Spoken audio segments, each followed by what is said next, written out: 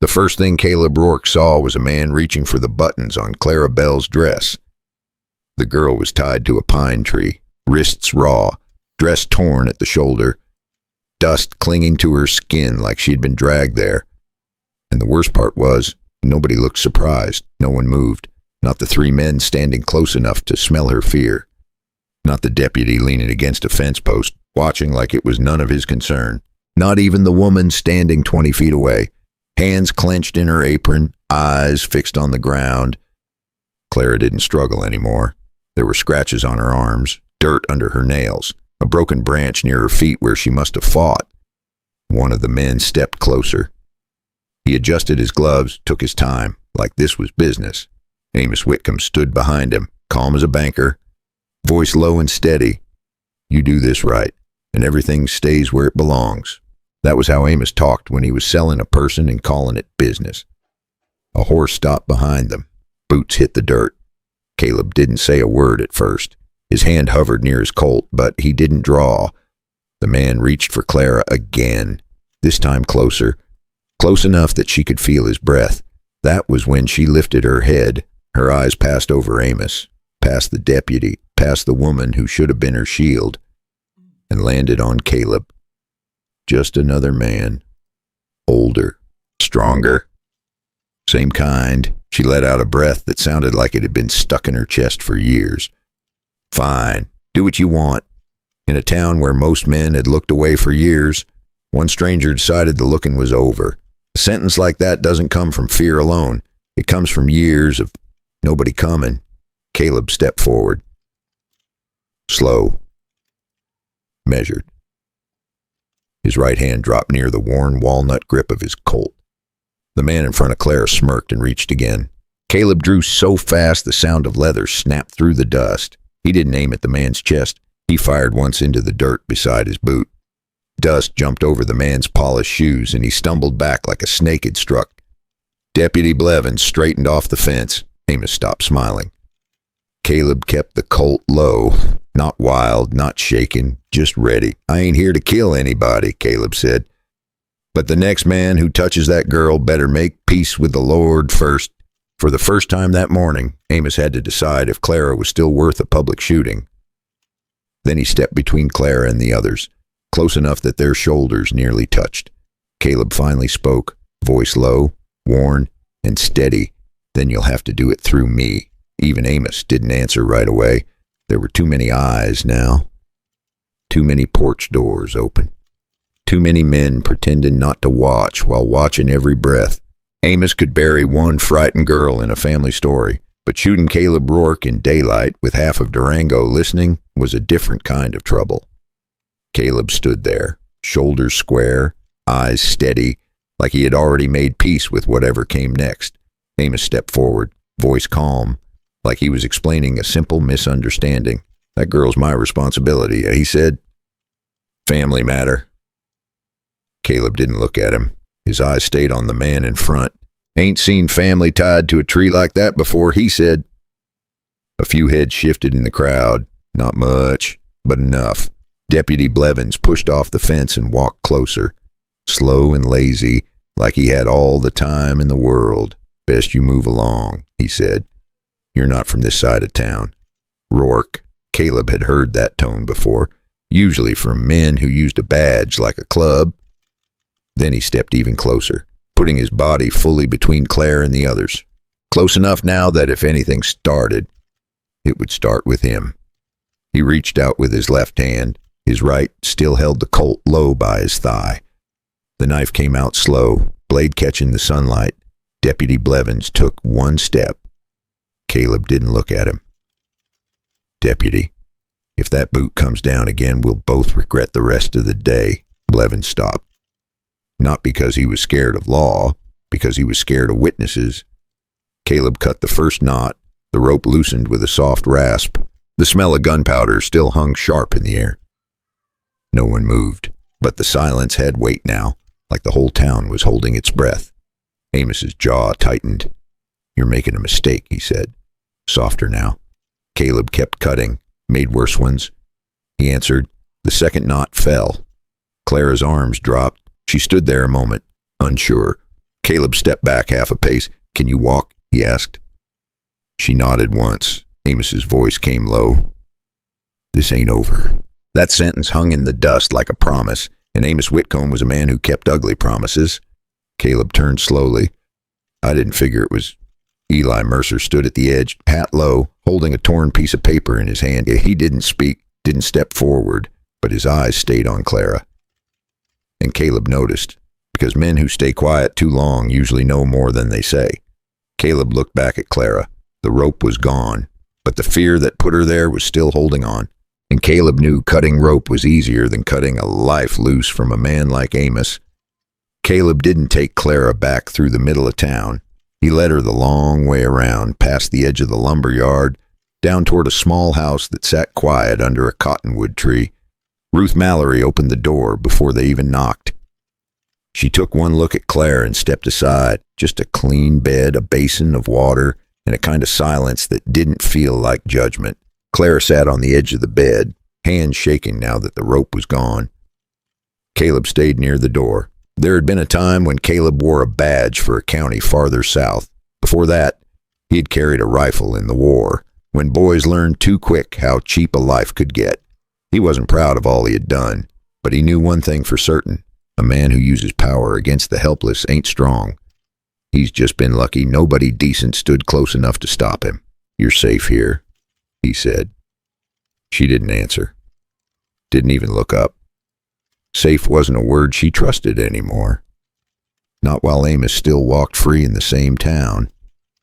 Ruth moved gently, placing a cloth in Clara's hands.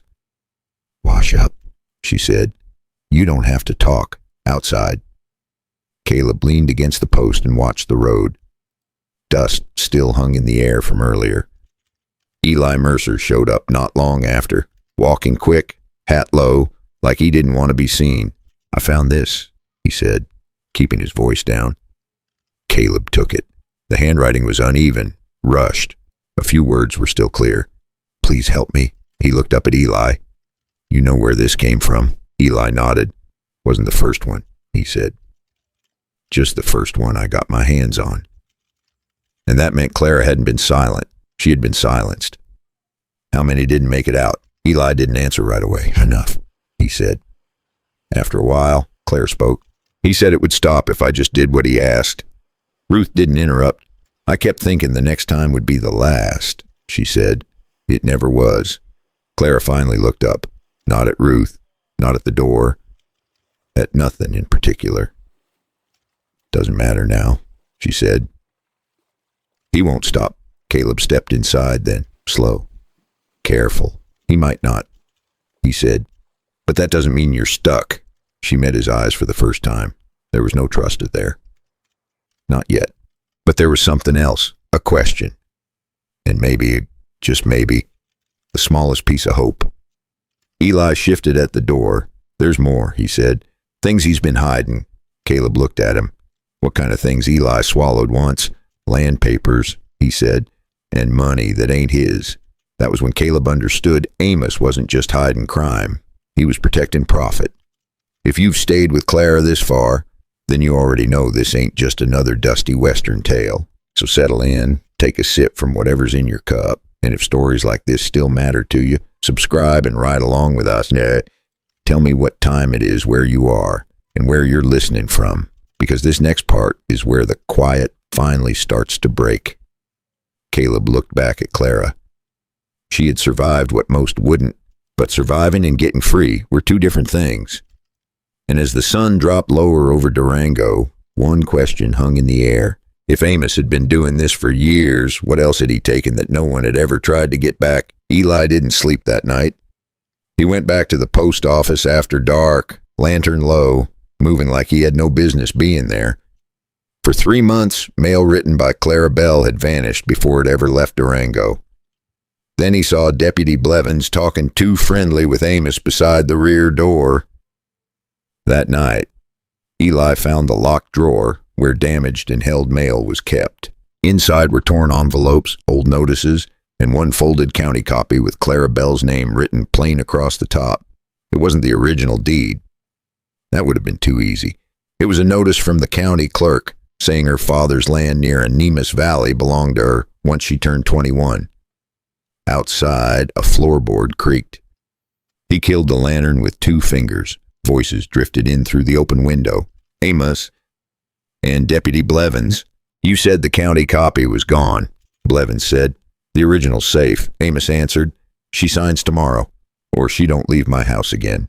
Eli knew then that morning wasn't a rescue plan. It was a deadline. Eli stood in the dark, holding the paper against his chest. Back at Ruth's house, Caleb sat on the porch, staring out at nothing in particular. He had seen men like Amos before, not loud, not wild. The quiet kind. The kind that smiled in daylight and did their worst work when no one was watching. Caleb had lost his wife to fever years back. Grief had taught him how quiet a house could get when love was gone. That was why Amos sickened him. The man had a living family and still treated them like property. Clara stepped out behind him. She looked different now, still tired, still worn. But there was something else in her eyes. Not strength yet, but not empty either. You're not leaving, she said. Caleb shook his head once. No, she nodded, like that was the first honest answer she'd heard in years. Then she said something that made everything clearer. He wants me to sign something, she said. Been asking for months. Caleb didn't ask what it was. He already knew. Eli came up the path not long after, breathing a little hard, paper in hand. He didn't waste time. He handed it to Caleb.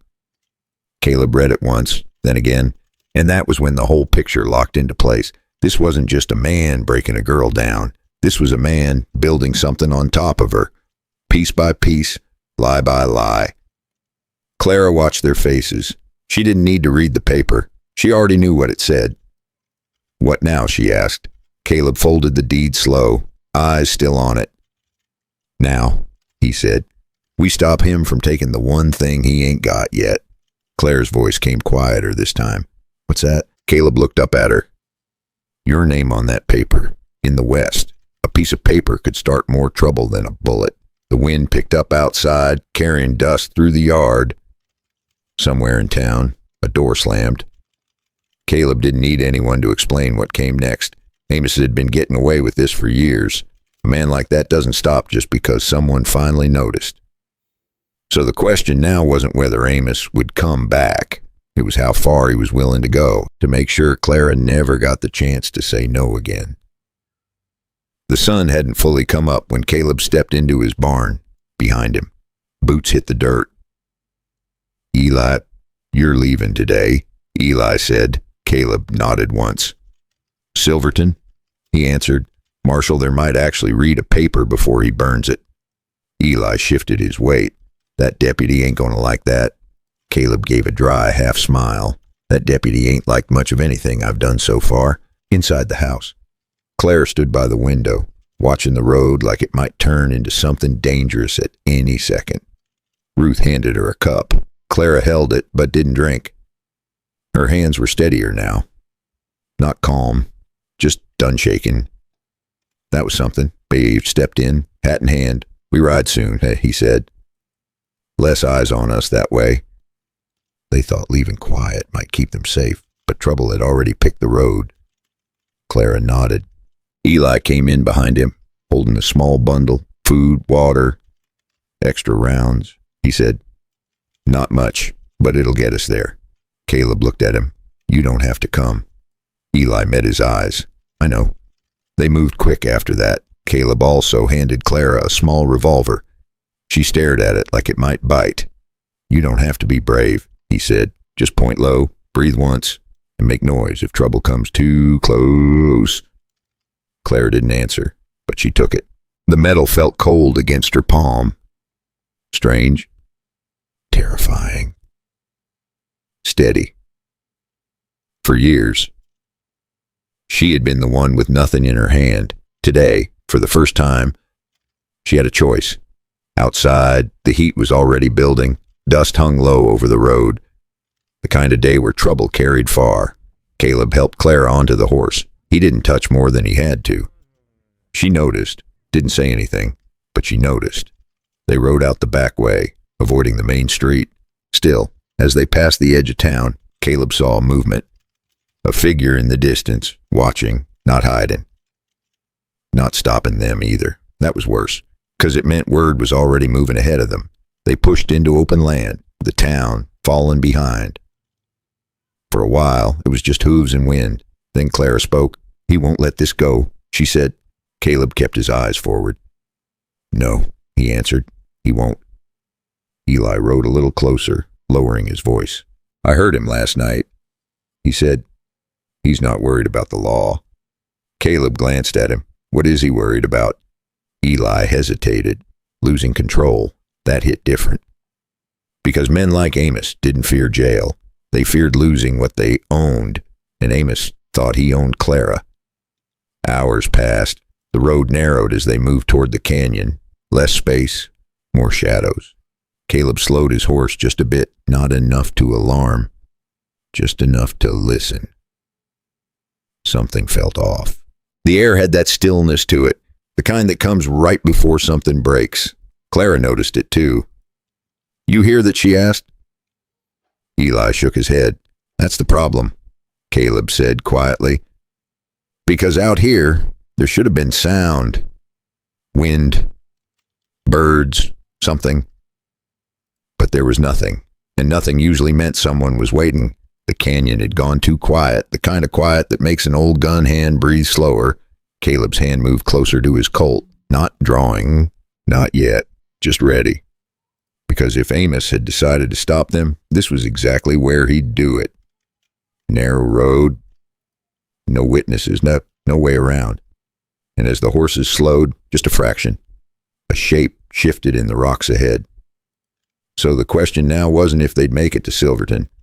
It was who was going to walk away from this stretch of road and who wasn't. The first shot came from the rocks on the left. It hit the dirt just ahead of Caleb's horse, sending dust up into the air like a warning. It wasn't meant to miss. It was meant to stop him. Caleb pulled the reins hard. "Down," he said. Already sliding off the saddle, Clara froze for half a breath. Old fear grabbed her first. It always did.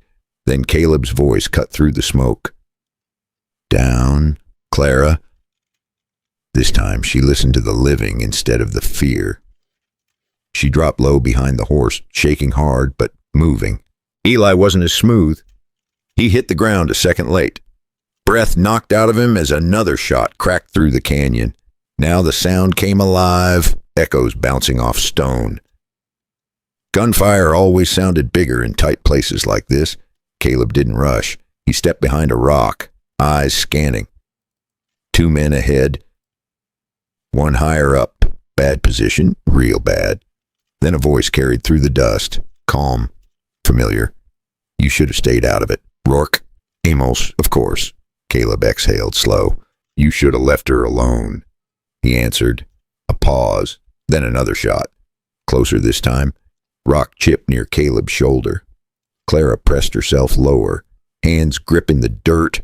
Her heart was racing, but she wasn't shutting down. Not anymore. Eli crawled closer to her, wincing. "You okay?" he whispered. She nodded once, no words, didn't need them. Caleb leaned out just enough and fired once. Not wild, measured. The man on the ridge ducked back. That bought them a second, maybe 2. "Listen to me," Caleb said. Voice low but firm. "When I say go, you ride. Don't look back." Clara shook her head. "No," she said. First time she pushed back, Caleb glanced at her. There it was again. That change. She wasn't the girl tied to the tree anymore. Not completely. "You ride," she repeated. "I'll get help." Caleb almost argued. Almost, but he saw it in her eyes. She meant it. Eli swallowed hard. "I'll stay," he said. Caleb gave a short nod. No time for more. Another shot rang out. Closer. They were moving in. Caleb fired again, forcing them to keep distance. Then he turned to Clara. "Now." This time, she didn't freeze. When one of Amos's men broke through the brush, she raised the small revolver with both hands and fired into the dirt in front of him. The shot went low and ugly, but it made him duck. She swung into the saddle, kicked hard, and rode like the devil was behind her. For the first time in years, Clara wasn't running from freedom. She was running toward it. A shot followed, missed, barely. Amos cursed from somewhere in the rocks. Don't let her get away. That was the mistake. They shifted focus, just for a moment, and that was all Caleb needed. He stepped out, fired twice, pushing them back again. Eli grabbed the satchel, holding it tight like it was worth more than his life. Minutes dragged by, then hoofbeats rose in the distance. More than one horse. Amos heard it too. His men pulled back into the rocks fast, mean, and unfinished. Caleb didn't chase. He stood there, breathing steady, eyes still scanning. Eli leaned against a rock, shaking now that it was over. That was close, he said. Caleb nodded. Too close. Then the riders came into view. Lawmen. Clara rode in with them, dust-covered and alive. For the first time, she didn't look like someone being chased. But Caleb knew Amos wasn't finished. A man like that got meaner when he lost control. The lawmen didn't take Amos that evening. That would have been too easy, and nothing about men like Amos ever came easy. He slipped back toward Durango, already planning what lie to tell first.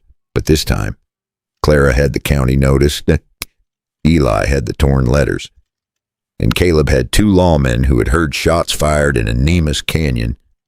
By the next morning, Amos Whitcomb was found at the freight office, trying to send a packet south. That packet carried the original deed. All those years of threats, bruises, and lies had come down to one folded paper in a freight clerk's hand. That was when the irons came out. Not shouting, not fighting, just quiet. Men like him always thought they'd talk their way out later. Deputy Blevins didn't look so steady anymore either. Turns out a badge don't mean much when the wrong people finally start talking. Clara stood a little ways back as they took Amos in. She didn't step forward. Didn't need to.